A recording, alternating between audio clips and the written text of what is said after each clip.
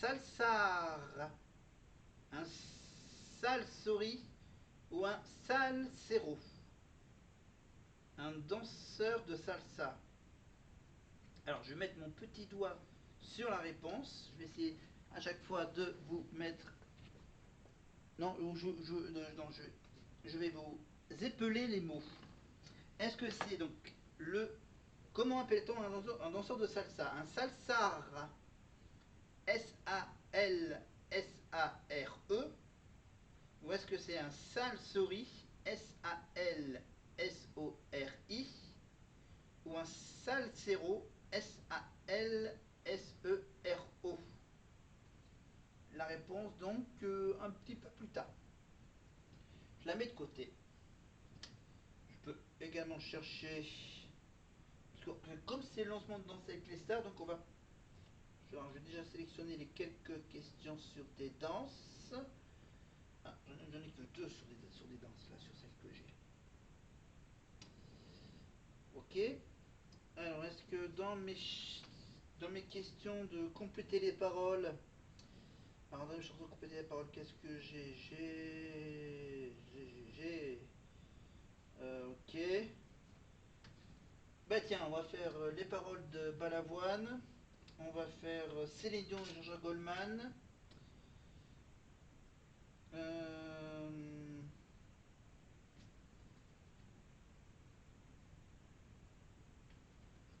Ouais, on va faire de ça, de ça, de ça. Attends, voir s'il y en a d'intéressants dans les autres. Ah, ça, on va revenir un peu sur les chanteuses d'opéra avec ça. Avec de la musique classique. Et. Après, les autres sont à peu près faciles. Allez, voilà, j'ai fait ma petite sélection de deux questions sur des thèmes à peu près identiques. On revient sur un petit coup de Roxane.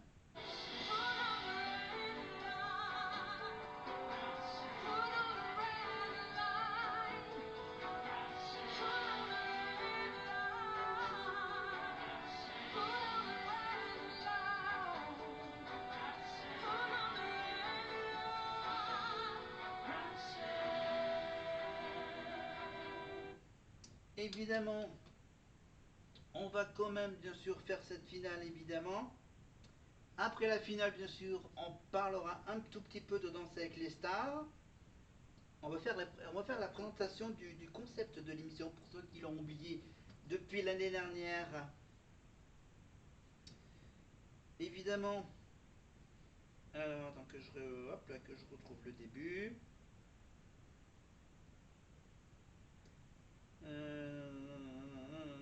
Ok.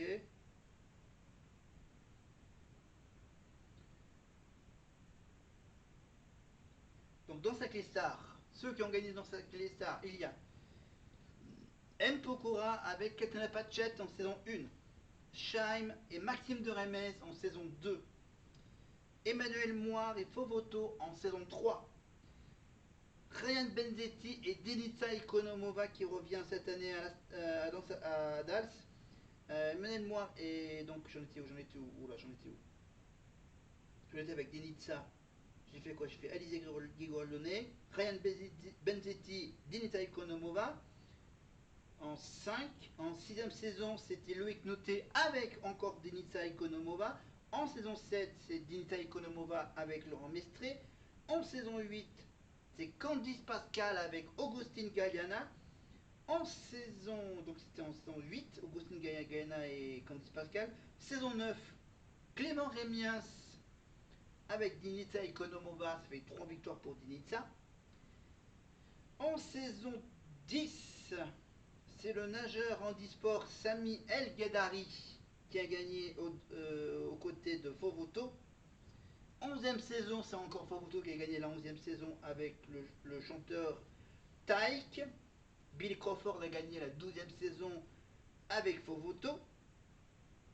Natacha Saint-Pierre a gagné la saison 13 avec Anthony Colette.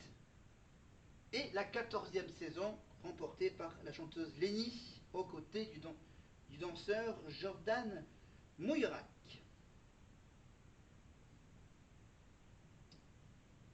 Voilà. Allez, on continue quand même le prime de la finale. Elle prend des airs de choc des divas. Un choc qui va connaître un sommet avec la battle qui suit.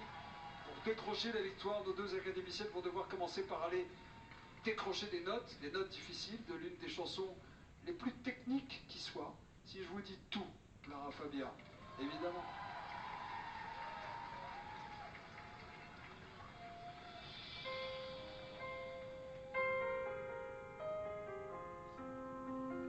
Bon, tout le monde connaît la chanson, donc on revient au principe de Danse avec les stars. La chanteuse Lenny est à ce jour la meilleure candidate de l'émission, toutes saisons confondues, avec une moyenne de notes de 9,25 sur 10. Elle est également la finaliste à avoir été gagnante avec le plus grand pourcentage de voix du public, 69% des votes, face à Florent Manodou qui a eu que le reste, les 31% restantes. Évidemment viennent ensuite Rick Noté en saison 6, Billy en saison 12, Lenny Kim évidemment qui a perdu en finale face à Augustine Gayana lors de la saison 8, Laurent Mestré en saison 7, Nathalie Péchala qui a perdu en finale face à Ryan Benzetti lors de la saison 5 et M. Pokora de la saison 1. Et en bas du classement, les plus mauvais élèves de Danse avec les stars depuis le tout début, depuis la toute première saison, donc on a Nelson Manfort en saison 14, qui est le plus mauvais candidat avec une moyenne de 4 sur 10, donc juste en dessous de la moyenne. Les précèdent ensuite Cédric Pioline en saison 2, Thierry Samitier évidemment, scène de ménage sur M6 en saison 6, Caroline Margeridon, affaire conclue en saison 13, Cœur de pirate la québécoise en saison 13, Théo Fernandez en saison 12, évidemment ça c'est Demain nous appartient où il commence, David Douillet en saison 12 bien sûr par rapport à son physique, qui a reçu donc un buzz rouge lors de son unique prestation avec ses notes qui n'ont pas été dévoilées. Voilà, donc il y a toutes les infos sur la page Wikipédia. Mais lors des deux premières saisons, les célébrités ont principalement exécuté des danses de salon. Écoutez bien la liste. Il peut y avoir de la valse, du quick step, du cha-cha-cha, du jive, rumba, tango, passo doble, foxtrot, samba, valse viennoise, salsa, charleston et du freestyle. À partir de la saison 3 et puis surtout la saison 4, d'autres danses ont été ajoutées. L'American Smooth, lors de la saison 3, la danse contemporaine, la danse du Bollywood, le flamenco, le boléro de Ravel, modern jazz, le disco, le boogie woogie, le jazz à Broadway, le rock and roll pour la saison 4, la danse country, la danse classique, le hip-hop, l'afro-jazz, le lindy hop, le tango argentin pour la saison 5. Pour la saison 6, il y avait le mambo. Pour la saison 7, il y avait le jazz. Danser sur du jazz, en fait. Et allez, on finit avec Marine et ensuite on passera aux épreuves de l'émission.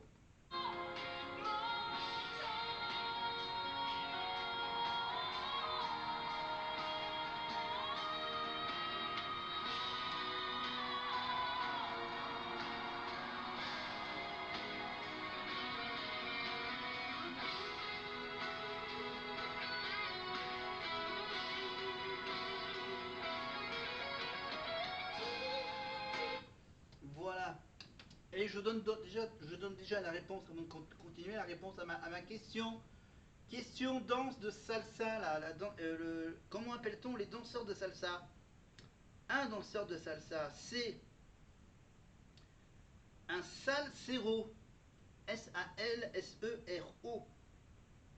Voilà. Je bien de savoir ça. C'est la petite info sympathique sur la danse. On reste dans la danse avec la capoeira. Question capoeira. De quel pays est originaire la capoeira? Est-ce que c'est du Brésil, de l'Italie ou de l'Espagne? De quel pays vient donc la capoeira, la danse? C'est une danse assez impressionnante, hein. Les mouvements de bras et de jambes. Je donne des indices. Allez, on revient avec Nikos, avec donc le résultat de cette battle sur du Lara Fabian. Vous êtes impressionné par le niveau de nos finalistes, monsieur le directeur? Impressionné, oui. Surpris, non. Vous savez, la Star Academy, on se demande souvent comment les élèves arrivent si haut dans le classement. La vérité, c'est qu'il n'y a qu'une seule règle, c'est qu'on ne peut pas arriver en finale de la Star Academy sans être un très très très bon chanteur. Et ce sont deux très très très très bonnes chanteuses. Donc c'est normal qu'en finale de la Star Academy, on ait des talents capables de chanter ces chansons-là. Ouais. Marilyn et Bonnie, vous avez constaté depuis le début de l'émission que vous êtes soutenus. Hein, depuis que vous êtes rentrés chez vous, il y a des minutes, lors du demi-finale, vous avez vu, vous êtes un petit peu frotté à l'engouement et à la ferveur des gens. On va partir à Arras d'abord chez Marine. Aussi, le début du drame à Claude, ils disent quoi chez Marine? Oui, Nikos. Nikos, je suis accompagné de Stéphanie et de Lindsay, les professeurs de danse de Marine. Marine, des cours de danse à des millions de téléspectateurs. Qui était Marine en cours de danse? Alors Marine, en cours de danse, c'était notre chenille. Notre petite chenille. On l'adorait, elle était magnifique. 14 ans, elle était jeune, c'était normal. Les concours de danse dans la salle et le manque de compassion. Toi, en concours, on t'avait mis au défi de passer sur scène, Marine. Tu te rappelles? En tout cas, tu l'avais fait à merveille. Et nous, ici, on a juste un truc à te dire. On t'aime! Voilà, de la petite chenille à l'artiste. Voilà qui est devenu Marine. Belle image, on en apprend des choses ce soir, dites-moi. Merci aussi. Allez, on se connecte à l'île Saint-Denis maintenant, chez les supporters d'Ebony avec Mathieu. Mathieu, il met le choc. Bien, mon cher Nikos, l'ambiance est bouillante ce soir, je vous l'ai dit tout à l'heure. Et celle qui est avec moi, c'est un événement, c'est exceptionnel. 5 médailles olympiques, Nikos, 6 titres mondiaux, 24 podiums internationaux, une star du sport. On l'appelle la guêpe, c'est Laura Flessel qui est avec nous, messieurs, dames. Bonsoir Laura, merci d'être On vous embrasse, Laura. Bonsoir à tout le monde. Pourquoi c'est important, Laura, d'être avec nous ce soir? Pourquoi? C'est une fierté. La Guadeloupéenne, elle pousse. Elle nous fait découvrir des talents chaque semaine plus. Elle est en blanc. Moi, j'ai toujours une tenue blanche cachée derrière un masque. Mais là, c'est le talent sans le masque. Bravo, Ebony. On est avec toi et on t'aime aussi. Merci Madame la Ministre, merci Laura Flessel. Merci, On vote Mathieu. ce soir, on est chaud ici ce soir, on est chaud. Ils vont finir en faute les deux. Merci Mathieu, merci aussi. Le couronnement de cette saison approche et pour l'occasion, on va exceptionnellement vous offrir 3 très beaux cadeaux. Voilà, donc on va parler un tout petit peu de Laura Flessel, évidemment, ancienne ministre des Sports, évidemment championne olympique d'escrime, évidemment, qui est bien sûr depuis un certain nombre d'années à la retraite. Voilà, la guêpe, voilà, parce qu'elle elle pointait comme une guêpe avec son arme, évidemment, je vous rappelle, qui se font pas mal en escrime. Parce qu'ils sont bien protégés avec tout un équipement en blanc, surtout beaucoup de blanc. Évidemment, donc on parlait, bien sûr, elle a parlé surtout de... Parce qu'en fait, elle porte à peu près le même vêtement, mais pas la même couleur. T'as d'un côté Ebony qui est habillée donc avec cette fameuse petite robe avec des boutons de pression. Ouais, c'est des espèces de boutons de pression là. Voilà, donc t'as Ebony qui est habillée donc de la robe en blanc et Marie donc de la même robe avec les boutons à pression en, en noir. Ah oui, c'est voilà. Vous avez compris. Allez, on revient avec avec un petit magnéto sur la marraine Clara Luciani qui a rendu visite aux élèves en apportant par exemple des pizzas. Je suis tellement fière de vous voir évoluer comme ça, de voir ce que vous avez réussi à faire en quelques semaines. J'aimerais que vous puissiez me voir tel que moi je vous vois. Elle a toujours su trouver les bons mots et les bons conseils pour chacun d'entre eux. Bon, Eunice, reprends courage. Moi, je vais t'entendre moitié là. Oui. Et tout au long de l'aventure, elle a évidemment aussi partagé des moments de musique privilégiés avec les élèves.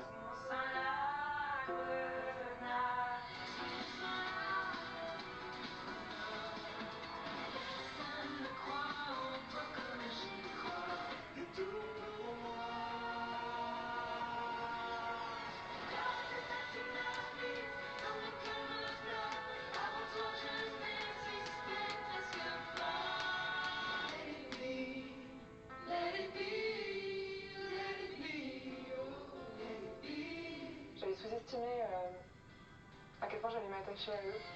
Et c'est donc tout naturellement que Clara a soutenu nos deux finalistes cette semaine avant de partager une dernière fois la scène avec elle. L'une comme l'autre, je suis fan des artistes que vous êtes. Je pense que vous avez plein d'infos à la France entière. Merci Clara, tu sais que t'as été la meilleure marraine qui soit, vraiment, je suis très heureuse que Moi, tu j'aurais pas pu imaginer meilleure marraine. On t'aime, on te fait de gros bisous.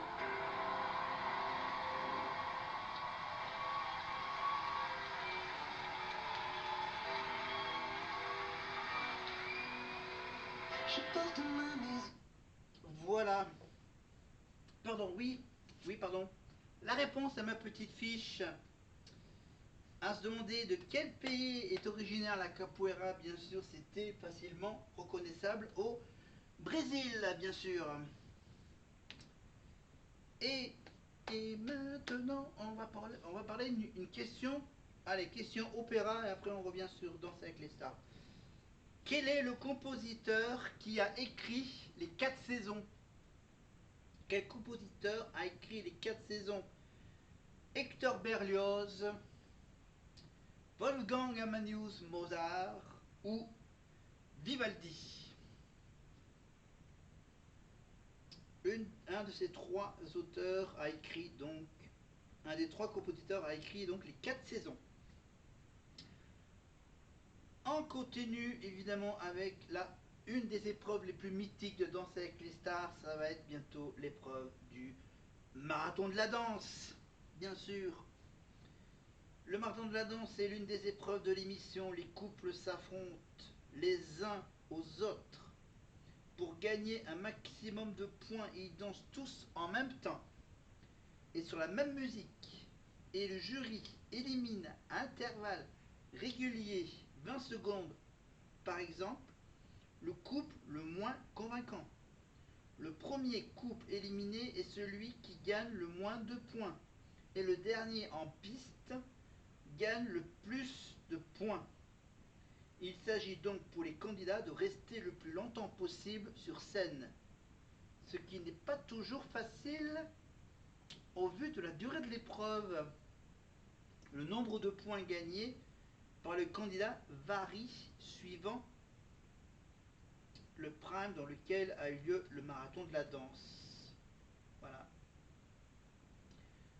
C'est bien sûr une compétition, enfin c'est une vraie compétition qui existe vraiment, le marathon de la danse, c'est une compétition née dans les années 1920 aux États-Unis. Le principe consistait à récompenser le couple qui dansait le plus longtemps possible et qui serait le dernier en piste. Les marathons pouvaient ainsi durer plus de 48 heures.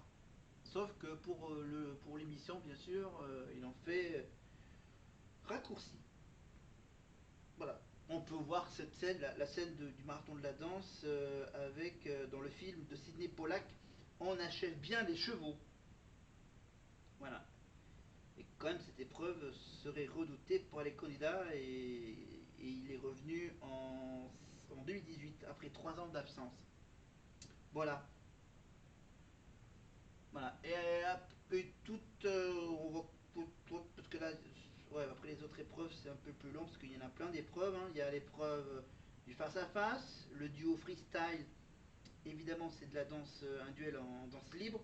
Danse à l'aveugle, bataille des coachs, le relais, la figure imposée, les 15 secondes de solo, le trio, le méga mix, donc une espèce de medley, fusion de danse, évidemment un mélange de danse, le switch des couples, évidemment les changements de partenaires pour les célébrités, il va y avoir des switches, Duo entre candidats, évidemment, les danses des finalistes.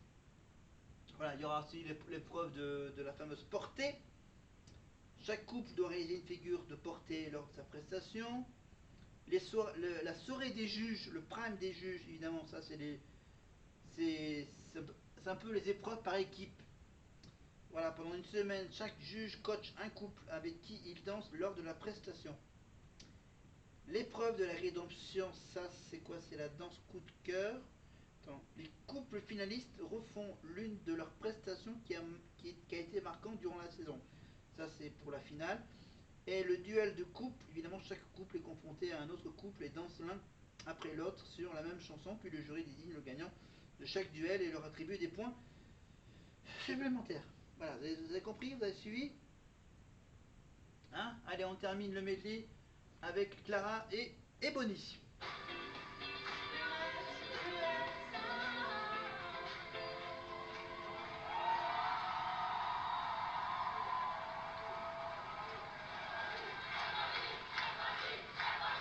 Venez me rejoindre. Clara et Bonnie, envoyez le 1 pour Sacré et Bonnie. Et pour donner la victoire à Marine, c'est le numéro 2. Vous envoyez un ou deux par SMS 71 500, par téléphone 34 80. Et vous pouvez également voter depuis les départements et régions d'outre-mer, ainsi que Saint-Barth, Saint-Barthélemy, Saint-Martin, par téléphone uniquement en appelant le 34 80. Clara, est-ce que vous avez pris du plaisir à partager vos chansons avec nos finalistes? Oui, j'ai toujours pris énormément de plaisir à chanter avec elle, mais là, il y a une saveur particulière à savoir que c'est la dernière fois sur ce plateau, mais j'espère pas la dernière fois dans la vie, parce que voilà, moi je vais les suivre de très très près. Je suis fan des artistes qu'elles sont, mais aussi des femmes que j'ai découvertes à travers ces semaines. Donc les filles, je vous aime très fort. Merci. Oui, c'est réciproque parce que vous avez énormément donné à toute la promotion jusqu'au bout, du premier jour à la finale. C'est tout à votre honneur et ça vous ressemble tellement. Merci Clara, merci. On va vivre maintenant un moment à la fois périlleux, un moment aussi révélateur. Il est l'heure pour Ebony de faire son grand solo. Une performance décisive pour cette finale qui vient non seulement couronner 15 semaines au sein de la Star Academy, mais également toute une vie. L'expression des premiers pas de l'artiste, les artistes qu'elles vont devenir.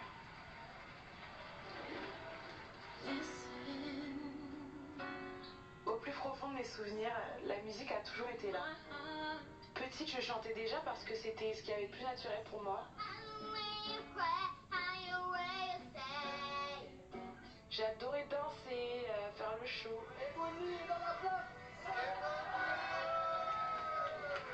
Je chantais pas en rêvant de célébrité ou de paillettes, je chantais parce que je pouvais pas imaginer faire autrement.